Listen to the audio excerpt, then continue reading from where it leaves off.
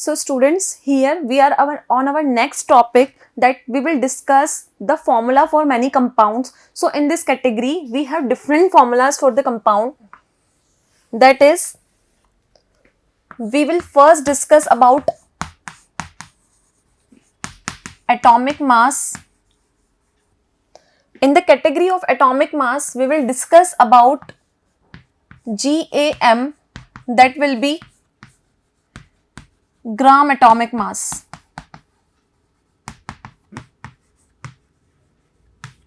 Our second category will be molecular mass. So in this category, we will discuss about gram molecular mass, that is GMM. We have our third category, that is equivalent mass, and again here we have a term that is called gram equivalent mass, and it will be called as GEM.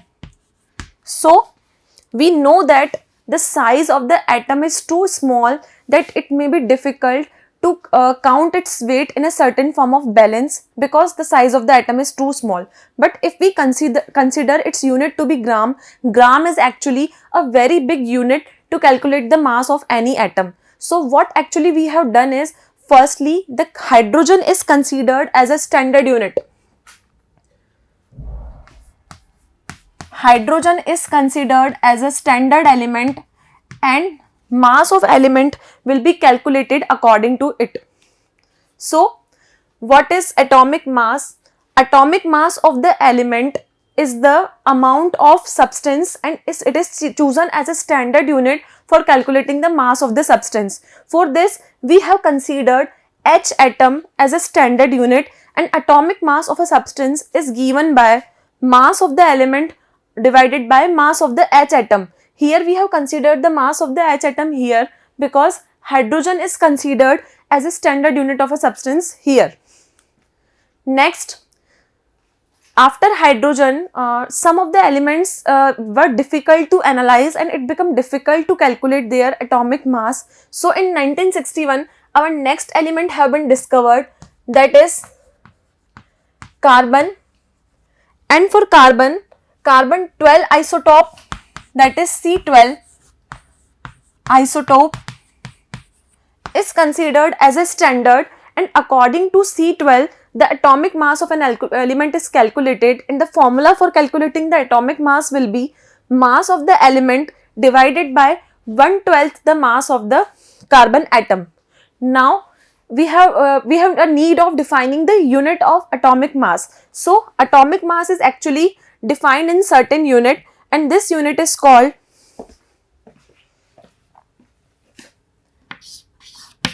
for atomic mass.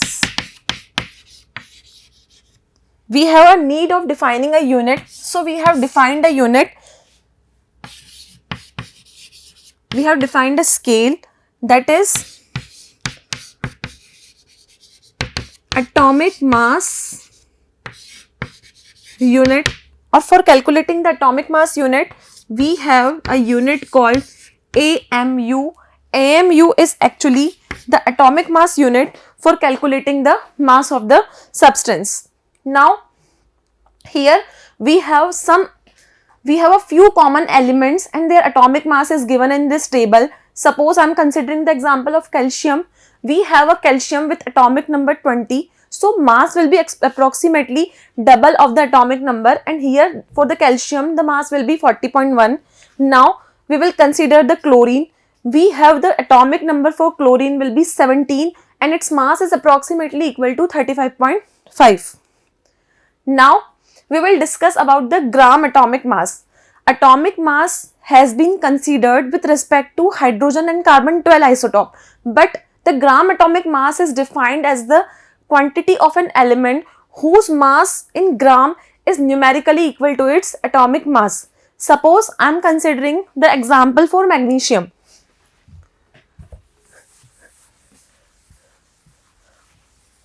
We have considered an example for magnesium.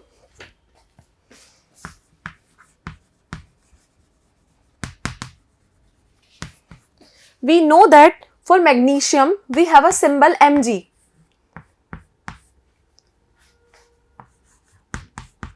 Atomic number for magnesium is 12 and its atomic mass will be approximately equal to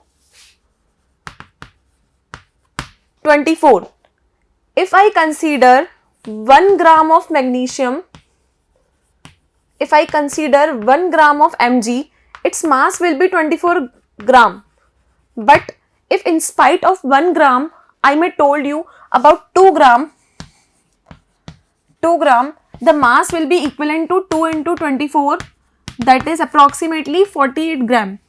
It means the mass of the element in gram is known as its gram atomic mass. So if we have to calculate the number of gram atoms of any substance, we have a formula: mass of the element in gram and GAM of that element. From this we will calculate the number of GM atoms. Now we are on our next term, that is molecular mass. Atomic mass is the mass of an element in an individual form. But how will we calculate the molecular mass of a substance? We will take the relative mass of individual elements from this formula and compare it with again C12 atom, that is considered as a carbon 12 isotope which is standardized. Now molecular mass of substance will be equal to average relative mass upon 1/12 of the mass of the carbon atom. Again we have GMM for the molecular mass. GMM is the quantity whose mass is approximately equal to the molecular mass of that substance. For this we have taken the example of ammonia.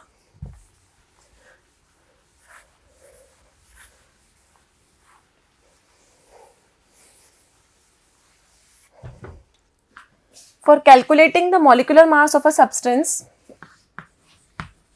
we have taken an example of ammonia over here.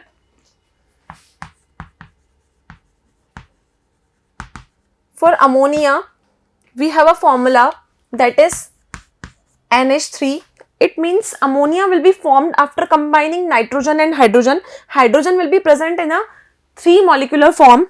So if we want to write the molecular mass or molecular formula for this, we know the atomic number of nitrogen is 7, atomic number of hydrogen is 1. So if I consider about their atomic mass for nitrogen will be 14, atomic mass for hydrogen will be here 3, because for one element it is 1 and I am considering here 3 elements. So if I have to calculate the molecular mass of these two compounds, I will write for nitrogen it is 4, hydrogen we are writing here 1, and we will multiply it by 1. So 14 plus 3, it will be equal to 17 gram. So here 1 gram of an atom contains 17 gram of ammonia and 2 gram of the atom will contain 2 into 17, that is 34 gram of ammonia molecules. So it is actually equal to its gram molecular mass, that is equal to GMM. Now we have to calculate the number of GM atoms of the element. So again we have a similar formula, mass of the substance in gram, and we will divide it by the gram atomic mass of the substance. Now we are on our next formula, that is equivalent mass. Firstly, the hydrogen is considered as a standard for calculating the mass of the element. So the number of parts of the substance which directly combines or displays 1.008 part of the hydrogen, it is known as its equivalent mass. In this reaction, we will consider an example. In the category of equivalent mass, we have an example.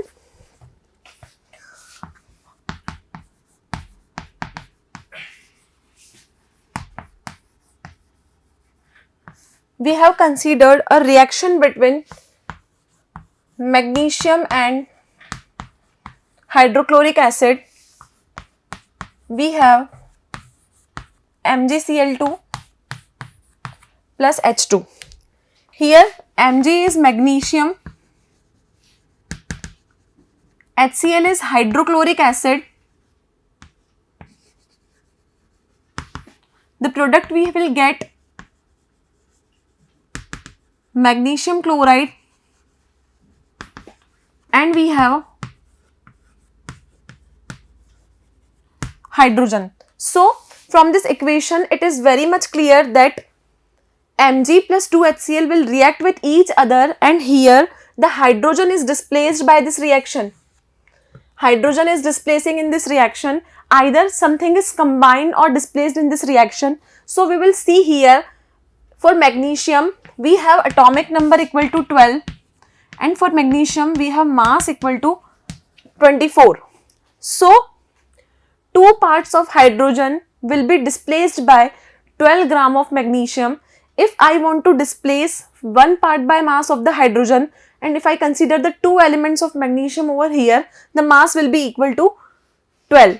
If it means it will be the half of 24. So in this equation the mass for magnesium will be 24, and the number of hydrogen atom displaced here is 2. So 2 part of hydrogen will be displaced by 24 gram of magnesium, and it is equal to its equivalent mass.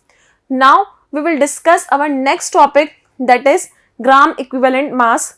Again, gram equivalent mass is the quantity of a substance whose mass in gram is actually equal to its equivalent mass. So suppose we are taking 1 gram equivalent of oxygen, and the mass of the oxygen we have is 16, its atomic number is 8. So GEM of the oxygen will be 8 gram, but if we want to calculate the 4 gram equivalent mass, we will into it by 8, and we will get 4 into 8, that is equal to 32 gram. Now we have to calculate the number of GM equivalent, and we have again its formula, mass of a substance in gram and GEM of that substance, that will be calculated as above. So this is all about some of the terms. In this lecture we have discussed our 3 terms, that is atomic mass, molecular mass and equivalent mass, and their subscript form, that is gram equivalent, gram atomic and gram molecular mass. We will discuss about formula mass. What actually the formula mass is? Formula mass is the sum of the atomic masses of all the elements present in the particular formula of a compound. So formula mass of an ionic compound in the formula is compared with the C12 isotope of the carbon, as I have told you earlier that it is in the comparison of carbon 12 isotope, because carbon 12 isotope is considered as a standard. So here we are considering a formula for calculating the formula mass of K2CO3. Here K2CO3 we have is a potassium dichromate. Potassium carbonate. Potassium dichromate will be K2Cr2O7. So here we will calculate the formula mass for the K2CO3. We know that if we are going to calculate the formula mass of any compound, we have K atoms. In this reaction is 2. Here we have carbon atoms, that is equal to 1 atom of carbon, and we have oxygen atoms, that is 3 atoms of oxygen. So in the formula of any compound, what we will going to do is, firstly we will take the mass of 2K atoms, then mass of 1 carbon atom, and now we will take the 3 oxygen atom as their mass. So we know that from the atomic number or atomic mass table, the mass for potassium will be 39. So we multiply 2 into 39 here. Mass of carbon will be 12. So here is a 1 atom of carbon. So we are going to multiply it by 1 into 12. We have 3 oxygen molecules, and the molecular mass for oxygen will be 16. And after adding all these quantities, we are getting 132U, that is the formula mass of any compound. Here U is the AMU, that is atomic mass unit. So here it is all about the formula mass of a compound. We can say that formula mass is somewhat similar to that of the molecular mass of any compound. Now we are on our next topic, that is fractional atomic mass. we also know that the atomic mass of any element always cannot be calculated in a whole number quantity. For some elements, we have to represent that quantity in terms of fraction. So, fractional atomic mass is calculated for the quantities which are present in a fraction. So, here we will write the formula for the fractional atomic mass. Here, we have taken a term m. Here m is what actually? It is the sum of m1 plus p1 plus m2 plus p2. m1 is the molecular mass of the particular compound and p1, p2, p3 are the probabilities of existence of certain compound. Here x1 is the how much amount of percentage of a substance will be present in that quantity. We will sum up these equation and after dividing it by 100 we will get the fractional atomic mass of the substance.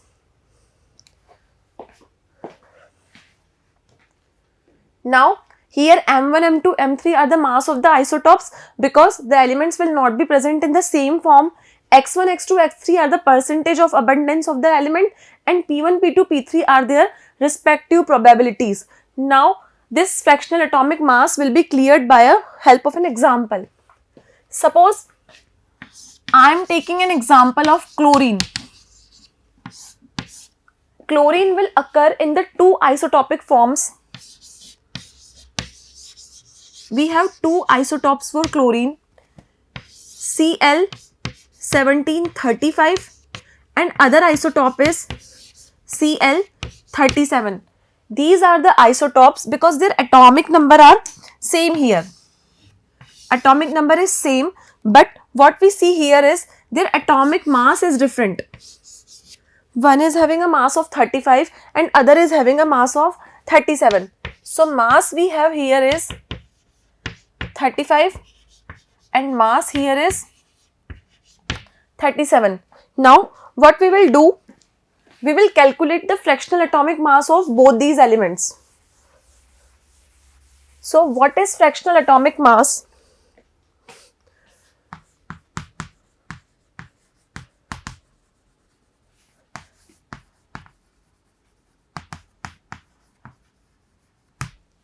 Fractional atomic mass will be, firstly, what I will take chlorine 1735 and chlorine 1737.